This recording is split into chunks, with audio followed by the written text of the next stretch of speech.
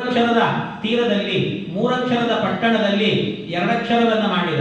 ಎರಡಕ್ಷರವನ್ನ ಮಾಡಿದಾಗ ಮೂರಕ್ಷರ ಬಂತು. ಮೂರಕ್ಷರಕ್ಕೆ ಕೊಟ್ಟಾಗ ಮೂರಕ್ಷರದಲ್ಲಿ ಎರಡಕ್ಷರ, ಮೂರಕ್ಷರದಲ್ಲಿ ಮೂರಕ್ಷರದಲ್ಲಿ ಮೂರಕ್ಷರಗಳ ಅವತಾರ ಮಾಡಿದವು.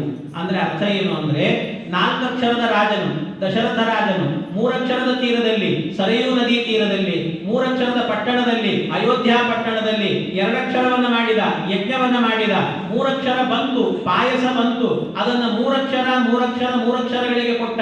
ಅಂದ್ರೆ ಕೌಸಲ್ಯೆ, ಸುಮಿತ್ರೆ, ಕೈಕೇಯಿಗಳಿಗೆ ಕೊಟ್ಟ. ಆಗ ಮೂರಕ್ಷರದಲ್ಲಿ ಎರಡಕ್ಷರ ಅಂದ್ರೆ ಕೌಸಲ್ಯಲ್ಲಿ ರಾಮ, ಆಮೇಲೆ ಮೂರಕ್ಷರದಲ್ಲಿ ಮೂರಕ್ಷರ, ಸುಮಿತ್ರೆಯಲ್ಲಿ ಲಕ್ಷ್ಮಣ, ಶತ್ರುಘ್ನ, ಮೂರಕ್ಷರದಲ್ಲಿ ಮೂರಕ್ಷರ, ಕೈಕೇಯಿಯಲ್ಲಿ ಭರತ ಅವತಾರವನ್ನು ಮಾಡಿದರು ಅಂತರ್ಥ.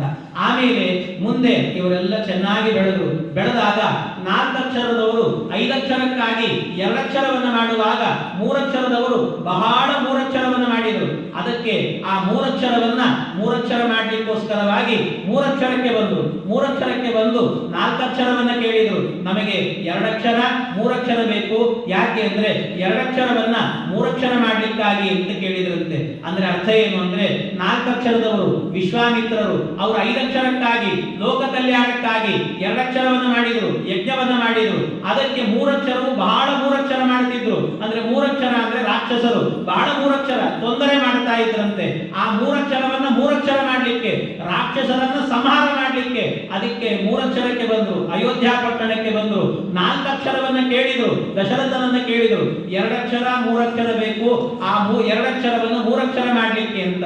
ಅಂದ್ರೆ ರಾಮ ಲಕ್ಷ್ಮಣರು ಬೇಕು, ಎರಡಕ್ಷರವನ್ನ ಯಜ್ಞವನ್ನ ಮೂರಕ್ಷರ ಮಾಡ್ಲಿಕ್ಕೆ, ರಕ್ಷಣೆ ಮಾಡ್ಲಿಕ್ಕೆ ಅಂತ ಕೇಳಿದ್ರಂತೆ. ಆಗ ದಶರಥ ಮಹಾರಾಜ ಆಯಿತು ಅಂತ ಕಳಿಸಿಕೊಟ್ಟಾಗ ನಾಲ್ಕಕ್ಷರದವರು ಎರಡಕ್ಷರ ಮೂರಕ್ಷರವನ್ನ ಕರೆದುಕೊಂಡು ಹೋದ್ರು. ಆಗ ಎರಡಕ್ಷರ ಮೂರಕ್ಷರವು ಹೋಗಿ ಐದಕ್ಷರಕ್ಕೋಸ್ಕರವಾಗಿ ನಡೀತಾ ಇದ್ದ ಎರಡಕ್ಷರವನ್ನ ಚೆನ್ನಾಗಿ ಮೂರಕ್ಷರ ಮಾಡಿದ್ರು, ಮೂರಕ್ಷರ ಮಾಡಿದ್ರು. ಇಷ್ಟೆಲ್ಲ ಆಯ್ತು. ಅಂದ್ರೆ ಅರ್ಥ ಏನು ಅಂತಂದ್ರೆ, ಈ ರಾಮ ಲಕ್ಷ್ಮಣರಿಬ್ಬರು ಹೋಗಿ ಐದಕ್ಷರಕ್ಕಾಗಿ ನಡೀತಾ ಇದ್ದ ಎರಡಕ್ಷರ ಅಂದ್ರೆ ಲೋಕ ಕಲ್ಯಾಣಕ್ಕಾಗಿ ನಡೀತಾ ಇದ್ದಂತ ಯಜ್ಞವನ್ನ ಚೆನ್ನಾಗಿ ಮೂರಕ್ಷರ ಮಾಡಿದ್ರು, ರಕ್ಷಣೆ ಮಾಡಿದ್ರು. ಆಮೇಲೆ ಮೂರಕ್ಷರವನ್ನ ಮೂರಕ್ಷರ ಮಾಡಿದ್ರು, ರಾಕ್ಷಸರ ಸಂಹಾರ ಮಾಡಿದ್ರು ಅಂತ. ಆಮೇಲೆ ಏನಾಯ್ತು, ನಾಲ್ಕಕ್ಷರದವರು ಎರಡಕ್ಷರವನ್ನ ಮೂರಕ್ಷರವನ್ನ ಕರೆದುಕೊಂಡು ಮೂರಕ್ಷರಕ್ಕೆ ಹೋದ್ರಂತೆ. ಆ ಮೂರಕ್ಷರದಲ್ಲಿ ನಾಲ್ಕಕ್ಷರ ಘೋಷಣೆಯಾಗಿತ್ತು. ಆ ನಾಲ್ಕಕ್ಷರಕ್ಕೋಸ್ಕರ ಹೋಗಿ ಅಲ್ಲಿ ಹೋದಾಗ ಎರಡಕ್ಷರದವನು ಎರಡಕ್ಷರವನ್ನು ಹಿಡಿದು ಎರಡಕ್ಷರ ಮಾಡಿದಾಗ ಎರಡಕ್ಷರವನ್ನು ತಂದು ಎರಡಕ್ಷರದಲ್ಲಿ ಹಾಕಿ ನಾಲ್ಕಕ್ಷರ ಮಾಡಿದಂತೆ. ಆಗ ವಿಶೇಷವಾಗಿ ಜಗತ್ತಿಗೆಲ್ಲ ಸಂತೋಷ ಆಯಿತು ಅಂತ ಹೇಳ್ತಾರೆ. ಅಂದ್ರೆ ಅರ್ಥ ಏನು ಅಂದ್ರೆ, ಈ ನಾಲ್ಕಕ್ಷರದವರು ವಿಶ್ವಾಮಿತ್ರರು ಎರಡಕ್ಷರ ಮೂರಕ್ಷರವನ್ನ ರಾಮ ಲಕ್ಷ್ಮಣರನ್ನ ಮೂರಕ್ಷರಕ್ಕೆ ಕರೆದುಕೊಂಡು ಹೋದ್ರು, ವಿದೇಹ ಪಟ್ಟಣಕ್ಕೆ ಕರೆದುಕೊಂಡು ಹೋದ್ರು. ಅಲ್ಲಿ ಏನಾಗಿತ್ತು, ನಾಲ್ಕಕ್ಷರ ಘೋಷಣೆ ಆಗಿತ್ತು, ಸ್ವಯಂವರ ಘೋಷಣೆ ಆಗಿತ್ತು, ಸೀತಾ ಸ್ವಯಂವರ. ಆ ಸ್ವಯಂವರಕ್ಕೆ ಹೋದಾಗ ಎರಡಕ್ಷರದವನು ರಾಮನು ಎರಡಕ್ಷರವನ್ನ ಬಿಲ್ಲನ್ನ ಎರಡಕ್ಷರ ಮಾಡಿದ, ಭಂಗ ಮಾಡಿದ. ಆಗ ಎರಡಕ್ಷರಳು ಸೀತೆಯು ಎರಡಕ್ಷರವನ್ನು ತಂದು ಮಾಲೆಯನ್ನು ತಂದು ಎರಡಕ್ಷರಕ್ಕೆ ಹಾಕಿದ್ಲು, ಕಂಠಕ್ಕೆ ಹಾಕಿದ್ಲು, ನಾಲ್ಕಕ್ಷರ ಮಾಡಿದ್ಲು, ನಮಸ್ಕಾರವನ್ನು ಮಾಡಿದ್ಲು, ಸೀತಾರಾಮರ ಕಲ್ಯಾಣ ಆಯಿತು ಅಂತ.